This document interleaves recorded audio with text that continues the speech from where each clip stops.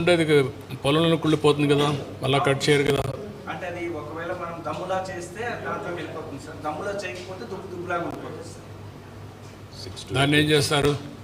అంటే ఆ విధంగా ఉండిపోతుంది. అదే ఉండిపోయేది కుళ్ళిపోతుంది అంతే. నేచర్ మెనూరు కన్వర్ట్ అయిపోతుంది అంతే కదా, ఆర్గానిక్ మెనూరు కన్వర్ట్. అదే అడిగేది.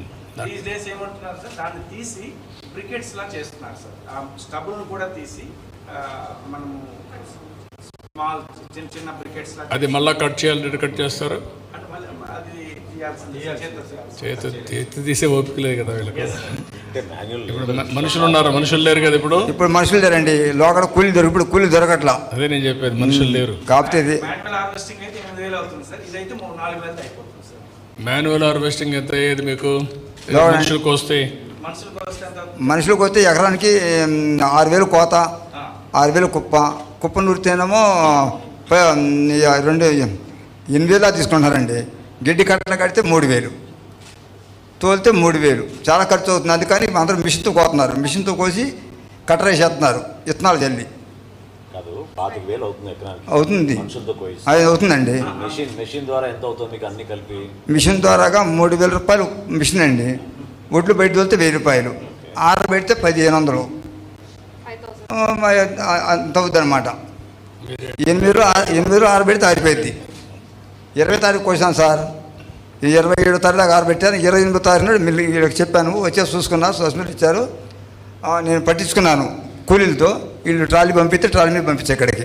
నువ్వు ఆరబెట్టావా? నేను ఆరబెట్టాను, 8 రోజులు ఆరబెట్టానండి. ఎంత వచ్చింది? 16 వచ్చారు. ఓకే, మీకు ఏ ఇబ్బంది లేదు? ఏ ఇబ్బంది లేదండి. నేను తోలినన్ని కూడా ఎప్పుడు ఆరబెట్టి తోలుతాను, ఇప్పుడే కాదు ఎప్పుడు తోలుతాను.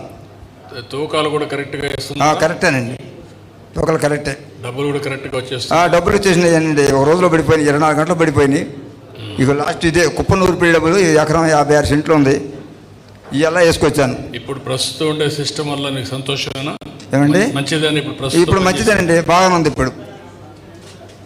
ఇప్పుడు మెషిన్ ఎక్కడి నుంచి వచ్చింది మీకు? హార్వెస్టర్ ఏమండి?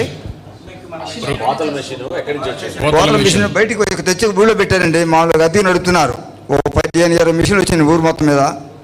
గంట 3,000 కోతున్నారు. ఒకే రోజు వచ్చా 20? ఒకే రోజు కాదండి, 20 గ్యాప్ ఇచ్చి 15 తారీఖు నుంచి మొదలు పెట్టారంటే 20 తారీఖు 25 తారీఖు ఫుల్గా పోసారు కోతలు. ఈ మధ్య ఒకసారి ఒక జల్లు పడింది, ఏది 30 తారీఖు నాడు. ఆ జల్లుకి 2 రోజులు 3 రోజులు కోత ఆపారు. అది చెప్తున్నానండి. ఇప్పుడు నాకుండే ట్రబుల్ లేదండి, నాకుండదు చెప్పాను. అది